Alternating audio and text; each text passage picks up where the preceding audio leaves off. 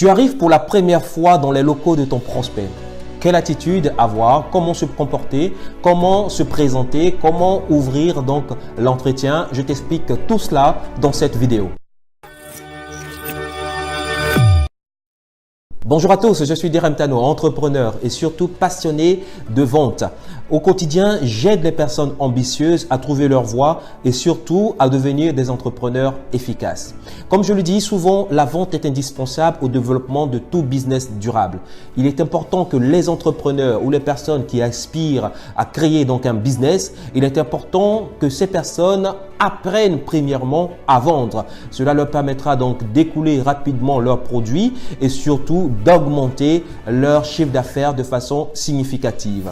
Aujourd'hui, j'aimerais partager avec toi quelques conseils, quelques stratégies qui te permettront donc d'ouvrir l'entretien physique chez ton prospect, d'ouvrir donc le rendez-vous physique chez ton prospect de façon efficace. Comment se comporter lorsqu'on arrive pour la première fois dans les locaux de notre prospect? Comment se présenter? Quelle attitude avoir? Ce sont tous ces points que je vais voir avec toi, sur lesquels je vais te conseiller afin donc d'optimiser tes rendez-vous prospects à l'avenir. Alors sache ceci.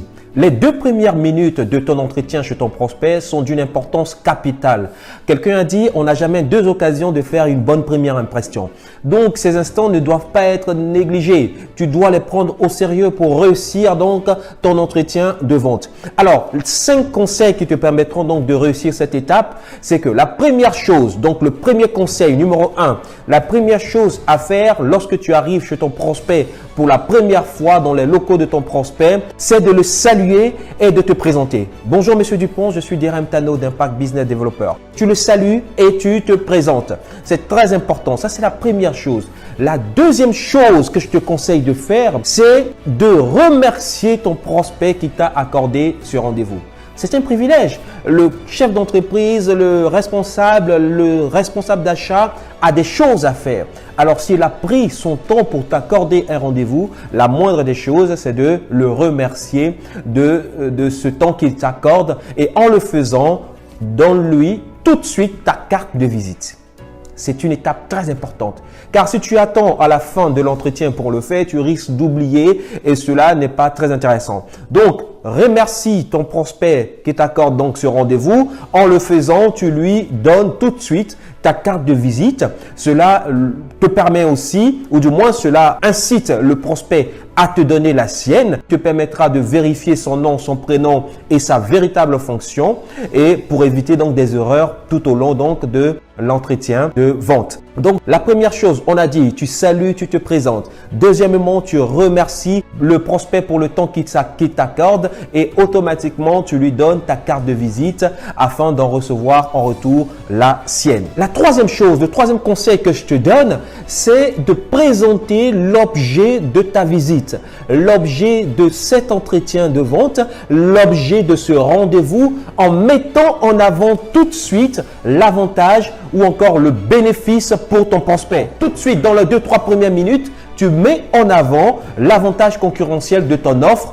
Qu'est-ce que le client retiendra ou qu'est-ce qu'il recevra donc en retour de bénéfique pour lui à l'issue donc de cet entretien, à l'issue donc de ce rendez-vous. Donc, tu présentes l'objet donc de ton rendez-vous en mettant en avant tout de suite l'avantage concurrentiel, le bénéfice essentiel pour ton prospect. Attention, ce n'est pas pendant cette phase qu'il faut argumenter.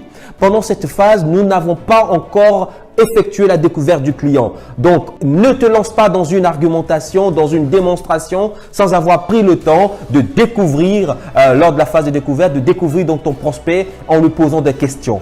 Donc, limite-toi essentiellement à susciter l'intérêt, à envoyer donc une accroche qui permettra donc à ton prospect de t'accorder toute son attention. La quatrième chose à faire lors de l'ouverture donc de l'entretien, c'est de valider le temps. Le temps que le prospect t'accorde. Valide le temps. Tu n'es pas venu chez le prospect pour lui prendre toute son après-midi ou toute sa matinée. Non, il t'accorde un temps. Monsieur Dupont, combien de temps avons-nous devant nous? Combien de temps m'accordez-vous pour ce rendez-vous? Il te dira si tu disposes de 30 minutes ou encore de 40 minutes ou encore d'une heure. Tu sauras comment ensuite ajuster donc ton argumentation, ajuster donc le temps de ton rendez-vous. C'est très important de valider donc la durée du rendez-vous avec ton prospect. Et la cinquième chose, la cinquième règle à observer qui te permettra donc d'ouvrir de façon efficace ce rendez-vous, la cinquième chose à observer comme règle, c'est de prendre des notes.